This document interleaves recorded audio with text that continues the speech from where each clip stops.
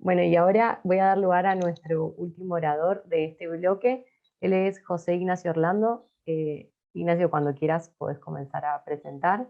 Es doctor en Medicina Computacional e Industrial por la Universidad Nacional del Centro de la Provincia de Buenos Aires.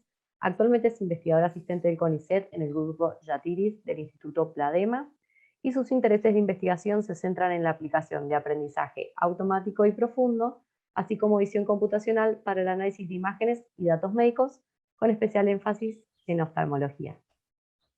Bienvenido, y cuando quieras puedes comenzar tu presentación. Bueno, muchas gracias Agustina y Candelaria también por la invitación a participar.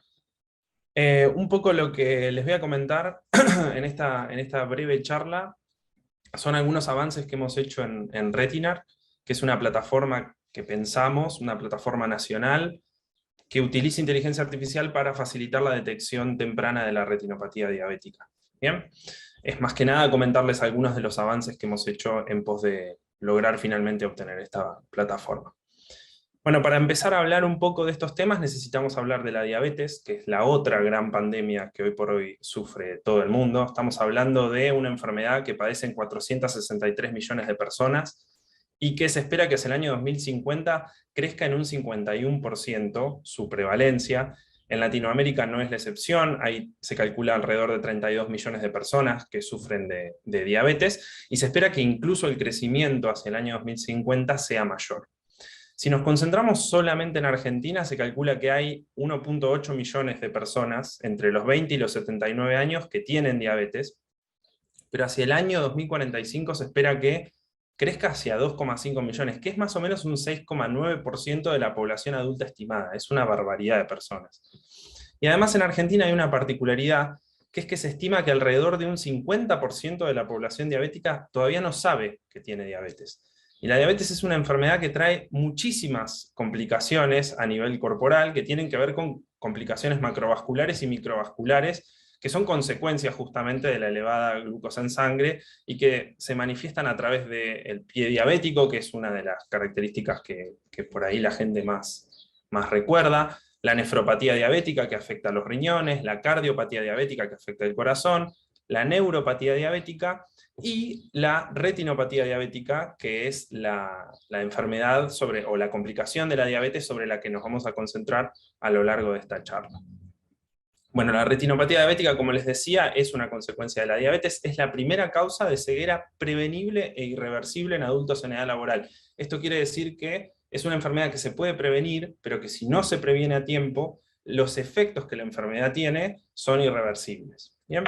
Es una consecuencia, como les comentaba, de la diabetes maltratada. Básicamente, a medida que una persona transcurre la enfermedad de la diabetes, se calcula que en 20 años de padecer diabetes tipo 1 o tipo 2, la prevalencia de la retinopatía diabética crece significativamente. Entonces las personas que tienen la enfermedad, tienen diabetes durante muchos años, es muy probable que manifiesten retinopatía diabética, y que es una enfermedad que se manifiesta en estadios. El estadio más primitivo es el de la retinopatía diabética no proliferativa, en la que se observan en la retina variaciones en la distribución de los vasos sanguíneos, pequeñas microaneurismas que son como globitos que se forman en las paredes de los vasos. Esos globitos tienden a romperse y generar lo que se conocen como hemorragias. Bien, al mismo tiempo las paredes de los vasos sanguíneos se debilitan y eso produce que ciertos lípidos que están en el torrente sanguíneo se trasladen hacia la retina y produzcan inflamaciones que después evolucionan en edemas y edema macular.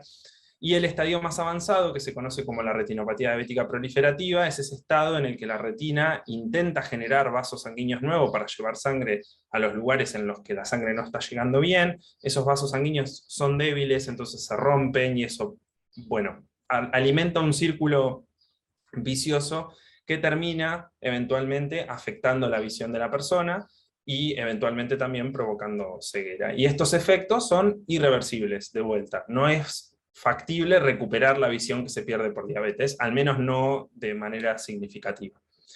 En Argentina, la retinopatía diabética explica el 16% de los casos de ceguera. Bien, estamos hablando de una cifra que es muy importante y que hay que ponerla en el contexto de una enfermedad que es prevenible, como yo les decía antes. El 90% de los casos de complicaciones graves en la visión producto de la retinopatía diabética se pueden prevenir. Lo único que hay que hacer es detectar la enfermedad a tiempo para poder iniciar el tratamiento.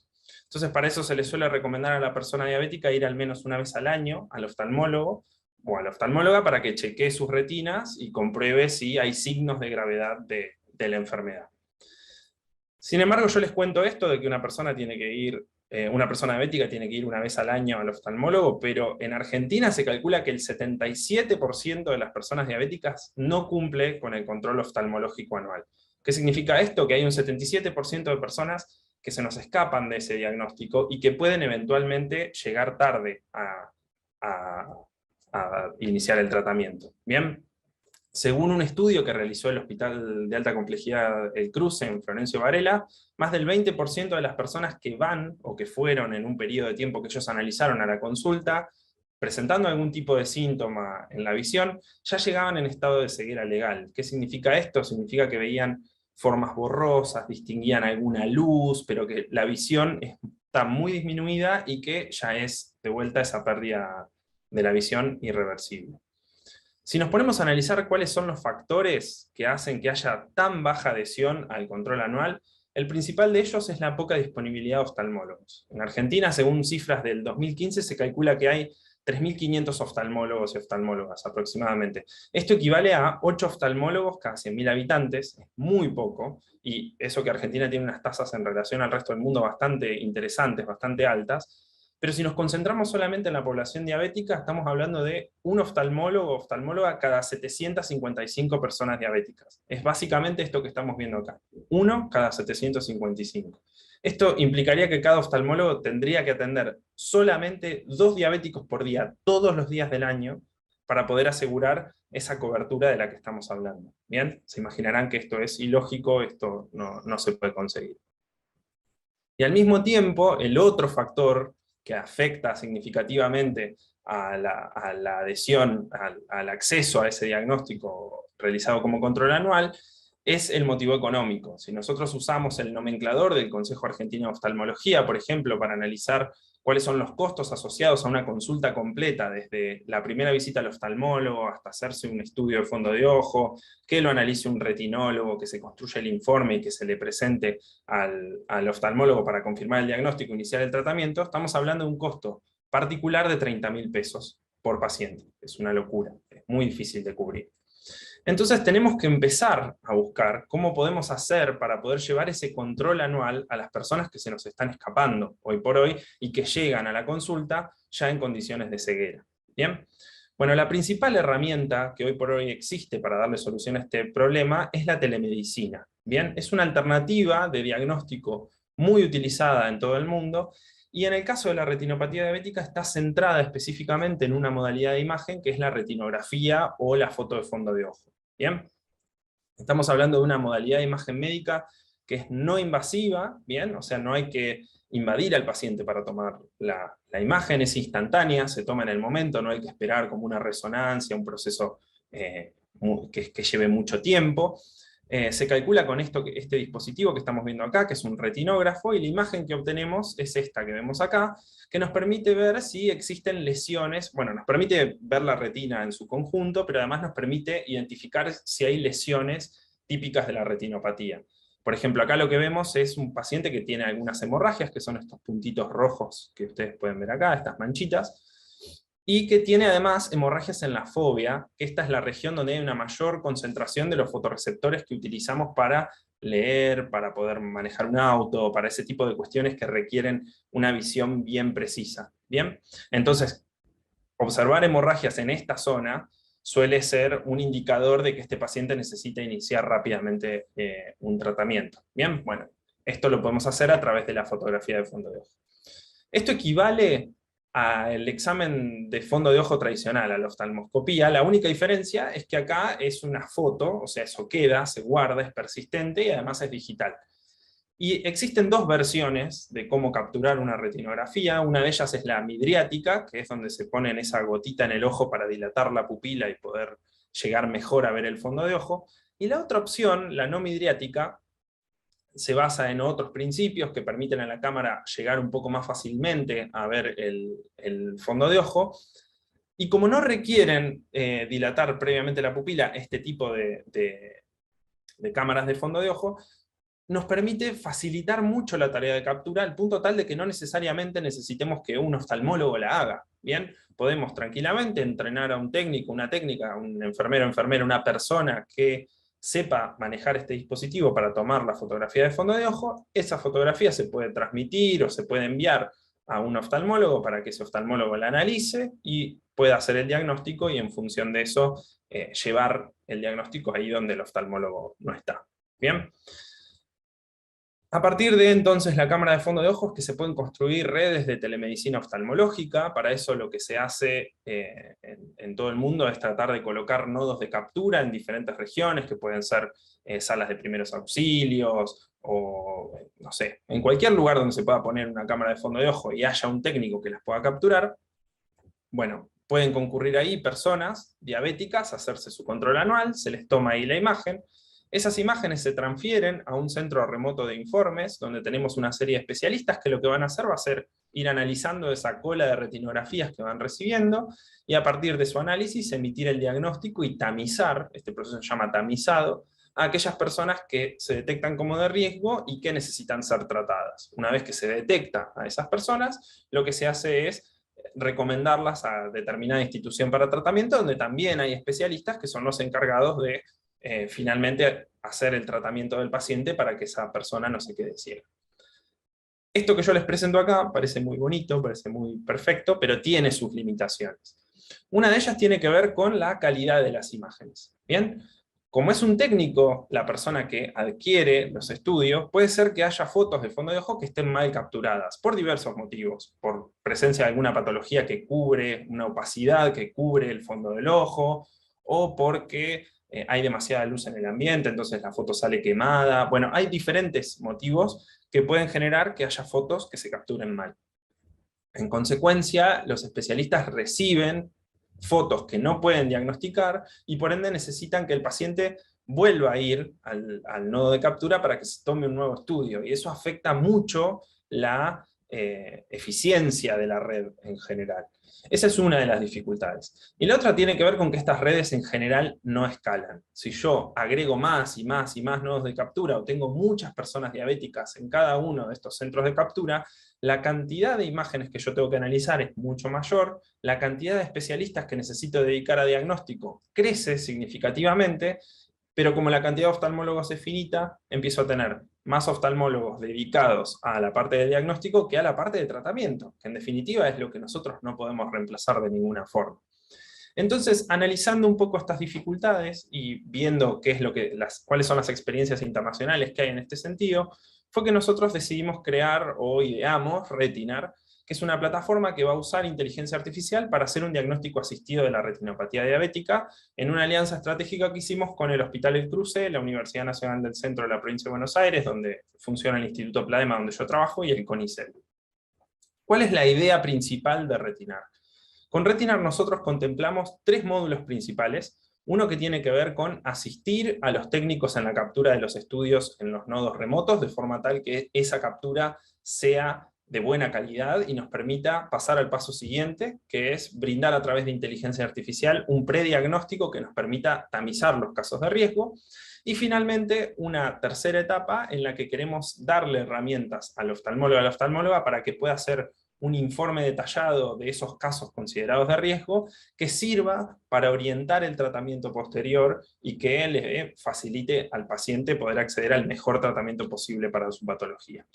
Para eso lo que ideamos es utilizar un control de calidad automático en la primera etapa, usando inteligencia artificial, que nos permita, cuando se capture una imagen de mala calidad, recomendarle al técnico que la vuelva a capturar, y cuando esa imagen ya cumpla con los estándares de calidad correctos, determinar de forma automática, también usando inteligencia artificial, si ese paciente necesita o no ser referido a un oftalmólogo. Para eso nuestra inteligencia artificial detecta automáticamente los signos de la retinopatía diabética, emite una alerta en caso de que el paciente los presente, y en ese caso se le ofrece al paciente la posibilidad de transmitir ese estudio a un nodo de informes, que no es un nodo de informes, sino que es un centro distribuido, donde tenemos una serie de retinólogos que se suscriben a la plataforma para brindar servicios de diagnóstico, y donde ellos lo que reciben es el estudio, acompañado de una identificación automática de las lesiones que se observan en la imagen, y de una predicción de la severidad y el riesgo de la retinopatía diabética según se observa en la imagen, todo esto también mediante inteligencia artificial y redes neuronales convolucionales. El resultado entonces es como una especie de visión holística del estudio que le permite al retinólogo poder hacer un informe mucho más detallado y mucho más preciso, que después se le transmite al paciente una vez terminado, acompañado de sugerencias de tratamiento. Lo que vamos a ver ahora es parte de lo que fue el trabajo final de Ingeniería de Sistemas de Tomás Castilla, que tuve la suerte de dirigir en su beca de iniciación a la investigación de la UNICEN. Es un trabajo que hicimos en colaboración con el Hospital El Cruce y el Centro de Oftalmología Martínez, donde lo que hicimos fue tratar de desarrollar una red neuronal súper simple para tratar de identificar los casos de retinopatía diabética referible. Y lo hicimos partiendo desde tres premisas que congeniamos con la gente del Hospital El Cruce, que son que por un lado necesitamos valores altos de sensitividad y especificidad, porque necesitamos que la red sea efectiva en detectar los casos que requieren ser referidos a un oftalmólogo, que sea robusto a variaciones en las cámaras, a la existencia de diferentes comorbilidades, resoluciones, etnias, etcétera, porque esto después necesita aplicarse en un entorno clínico como el argentino, donde tenemos altas tasas de inmigración que no tienen acceso al sistema de salud tradicional o que tardan mucho en llegar al sistema de salud. También queremos poder aprovechar el recurso que ya está instalado, entonces queremos aprovechar las cámaras que ya existen, no queremos que todas las personas tengan que ir o todos los nodos de captura tengan que usar exactamente la misma cámara. Y finalmente un tercer punto es que necesitamos brindarle feedback a los profesionales para que ellos puedan analizar si la respuesta que dio el sistema es correcta o no. Para eso lo primero que hicimos fue hacer un relevamiento de las bases de datos públicas. Hay mucho dato público para trabajar en este sentido, pero el principal inconveniente que tiene a la hora de querer integrarlos es que estos datos no son uniformes. Cada uno usó su propia estrategia de etiquetado y además existen variaciones en la resolución de la imagen. A veces hay regiones que no nos sirven. Entonces para eso tuvimos que hacer un trabajo de reetiquetado de algunos de esos datos, y para solucionar el tema de estas regiones en blanco, que en realidad son en negro, donde no tenemos información y donde no tiene sentido almacenar esos estudios, aplicamos técnicas que hemos aplicado en otros contextos para tratar de reducir las imágenes a solamente aquellas regiones que nos interesan. El resultado es una base de datos muy diversa con más de 98.000 estudios, que dividimos en datos de entrenamiento, validación y test, como ustedes saben, los de entrenamiento para entrenar, validación para ajuste de hiperparámetros y test para validar la efectividad de la herramienta. Lo hicimos teniendo en cuenta, obviamente, que necesitamos separar los datos de manera balanceada, que las clases en los tres conjuntos se representen de la misma forma, y utilizamos un modelo súper sencillo, porque esto es una prueba de concepto donde queríamos ver si con datos diversos y un correcto entrenamiento éramos capaces de obtener buenos resultados para esta tarea. Tomamos una ResNet 18 preentrenada sobre datos de ImageNet, y lo que hicimos fue hacer un ajuste sistemático de diferentes estrategias de Data Augmentation para exprimir al máximo posible la eficacia de este algoritmo. Lo que hicimos fue evaluar en un proceso de forward selection cómo estos cambios afectaban la performance sobre los datos de validación. Obtuvimos un área bajo la curva ROC de 94-95%, y a este modelo lo fuimos a evaluar sobre nuestros datos de test para comprobar su efectividad. Observamos entonces sobre estos datos de test, que son más de 55.000 estudios, un área bajo curva ROC del 92%, que es bastante elevado. Si nosotros descomponemos esos resultados en los diferentes datasets que reunimos, vemos que esos valores se mantienen relativamente parejos. Hay una pequeña caída en este dataset, que es un dataset con comorbilidades, así que estamos trabajando ahora en hacer un análisis más detallado sobre qué efectos tienen las comorbilidades en la confusión del algoritmo. Si tomamos en cuenta que hay trabajos que sugieren que hay que analizar la sensitividad en un 50% de especificidad para poder decidir si un modelo es o no efectivo, y que nos piden que obtengamos una sensitividad mayor al 70% en este punto de control, lo que observamos es que efectivamente nosotros obtenemos valores por encima de ese valor de referencia, así que esto es una buena noticia, y que incluso si usamos algún protocolo de evaluación estandarizado para poder comparar nuestro modelo con otros trabajos de la literatura, vemos que la efectividad es muy parecida, y que esto es sin haber incorporado ningún tipo de modelado explícito del dominio. Nosotros no le dimos información de las lesiones, no integramos información de la retinopatía diabética que sabemos calcular con otros algoritmos que hemos desarrollado en el laboratorio, sino que simplemente tomamos una red clásica de clasificación para resolver este problema. Los resultados que obtuvimos están en línea con los de algunas herramientas comerciales que no están evaluados sobre los mismos estudios que utilizamos nosotros, pero que están evaluados sobre muestras bastante más pequeñas que la nuestra, así que esto es una buena noticia. Y finalmente, si comparamos, si analizamos los mapas de atribución que genera nuestra red neuronal, vemos que en casos referibles, como este que tenemos aquí, el modelo reacciona ante la presencia de lesiones rojas, que es una buena noticia, porque esto le permite al oftalmólogo tener feedback exacto, no solamente el tamizado binario. Lo mismo ocurre con los exudados, por ejemplo, con las lesiones brillantes. Acá vemos que hay algunas activaciones en esa zona. Y vemos que en los casos no referibles, el modelo se enfoca principalmente en el área macular, que es la zona que, si se ve afectada por la retinopatía diabética, es la más seria. Entonces vemos que el algoritmo va a buscar ahí si existen o no lesiones. Bueno, este es solamente uno de los componentes de nuestra herramienta.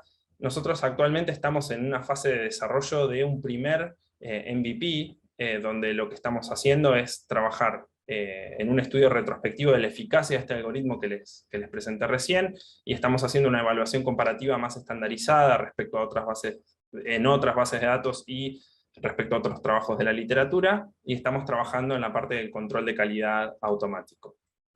En este sentido, gracias a que obtuvimos financiamiento del PAC Emprendedores para la Innovación del Ministerio de Desarrollo Productivo de la Nación, estamos trabajando en conjunto con Lamansys, que es un spin-off de acá de la Universidad del Centro, que trabaja en el desarrollo de sistemas. Estamos trabajando en el desarrollo del prototipo navegable y funcional de esta plataforma, que cuenta con 3 interfaces: una interfaz para el técnico, que es quien captura las imágenes; una interfaz para el retinólogo, para asistirlo en la creación de los informes; y una interfaz para el paciente para que acceda a su estudio. Y una vez que terminemos esta fase de desarrollo, vamos a hacer una prueba piloto en instituciones de salud. Estamos planteando hacerlo con el Hospital El Cruce, que son nuestros partners clínicos de referencia. Vamos a integrar los otros módulos de inteligencia artificial que todavía están pendientes, y bueno, tenemos una hoja de ruta bastante grande para tratar de a poco ir incorporando otras patologías oculares también a la plataforma. Este es un poco el equipo que me acompaña en este desarrollo: Mercedes Leguía, que es la jefa del servicio de oftalmología del Hospital El Cruce; Alejandro Koch, que es el coordinador del área de telemedicina del hospital; e Ignacio Larravide, que es mi director de carrera de CONICET. Bueno, para ir terminando, un chivo: si a alguno le interesa trabajar en estos temas de oftalmología e inteligencia artificial, bueno, nos puede escribir, ahí les dejo mi mail por cualquier cosa. Si quieren chusmear alguna de las cosas que hacemos en el laboratorio, les dejo ahí también el link a nuestra web, y si no, nos pueden seguir en Twitter, ahí tienen nuestro @. Y si quieren saber un poco más sobre el proyecto, pueden entrar a retinar.com.ar, y ahí tienen un poco más de información sobre cómo venimos con este proyecto. Bueno, y eso es todo. Muchas gracias por su atención, y si tienen alguna pregunta. Bueno, Ignacio, muchas gracias. Hay algunas preguntas en el chat. ver. En primer lugar, nos pregunta Tomás si es posible incorporar, bueno, obviamente vienen las felicitaciones antes, y se puede incorporar ya a las imágenes tomadas por cámaras ultra wide field, es decir, de Optos, de Clarus, sin perder precisión diagnóstica, ya que muchas de esas utilizan imágenes multicolor y no retinografías reales. Nosotros, hola Tomás, ahí vi que la pregunta viene de él. Sí, nosotros en realidad estamos entrenando solamente con fondo de ojo tradicional a 45 grados, tenemos algunas con otros field of views, pero no estamos trabajando con ultra wide todavía. Tenemos ahí un dataset reservado para hacer una evaluación chiquitita y ver qué tanto se rompe el algoritmo. Es de esperar que se rompa bastante cuando las imágenes que uno le presenta son muy diferentes a las que se usó para entrenar. De todas maneras, por la experiencia que nosotros tuvimos en este trabajo, cada vez que nosotros le dábamos datos más diversos, la red se hacía más robusta a trabajar con esos datos más diversos. Así que una de las posibilidades es integrar ese tipo de datos en el proceso de entrenamiento o hacer un ajuste de este modelo que nosotros ya tenemos preentrenado a esa nueva modalidad, por ahí con un dataset más chico, y en ese caso es muy factible que gane robustez. Excelente. Tenemos dos preguntas de Candelaria. ¿La ResNet 18 es de salida binaria? ¿Binarizaron las clases de los distintos datasets? Sí, Eso en primer lugar. sí, hicimos eso básicamente porque a nosotros no nos interesa predecir todavía el grado de la retinopatía diabética, sobre todo porque hay muchos grises entre dos grados. Si nosotros clasificamos automáticamente la imagen como que pertenece al grado 3 de retinopatía y en realidad era de grado 2, bueno, el error que hay ahí es muy chico, entonces es como que no, nos interesaba más bien poder distinguir un caso que es referible, que sí o sí lo tiene que ver un oftalmólogo, y un caso que no. Entonces lo que hicimos fue, sin retinopatía aparente o con retinopatía diabética leve, muy leve, con apenas unas microaneurismas presentes en la imagen, eso clase 0, y el resto, cuando ya hay hemorragias, neovascularizaciones, exudados cerca de la zona foveal, ese tipo de cosas, ya lo empezamos a considerar como un caso referible.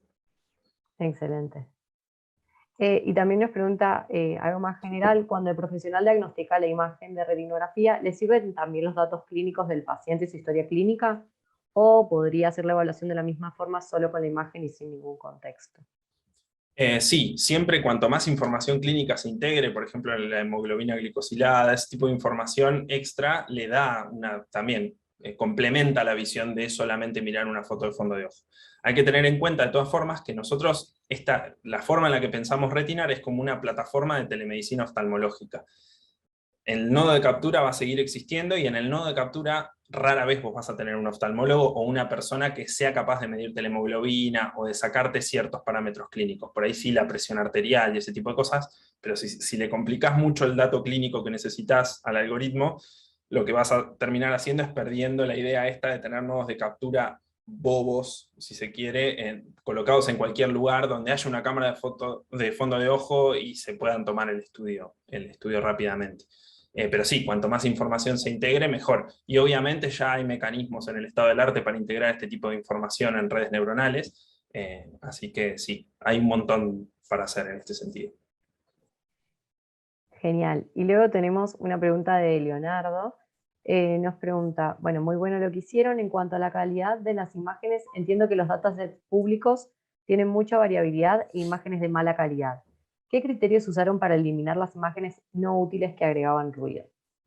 Nosotros, en el marco de la evaluación, tratamos de usar datos lo más parecidos a los escenarios que se te pueden presentar en la clínica diaria, que incluyen datos de mala calidad. Lo mismo para el entrenamiento. No hicimos un filtrado de qué casos son de mala calidad o de buena calidad. Lo que estamos haciendo ahora y lo que vamos a empezar a experimentar en el laboratorio es si a este modelo además le agregamos, lo convertimos en un modelo multitarea, donde no solo prediga el grado de retinopatía diabética, si es referible o no referible, sino que además le decimos que nos diga la calidad del estudio. Bueno, queremos ver si eso afecta o no los resultados.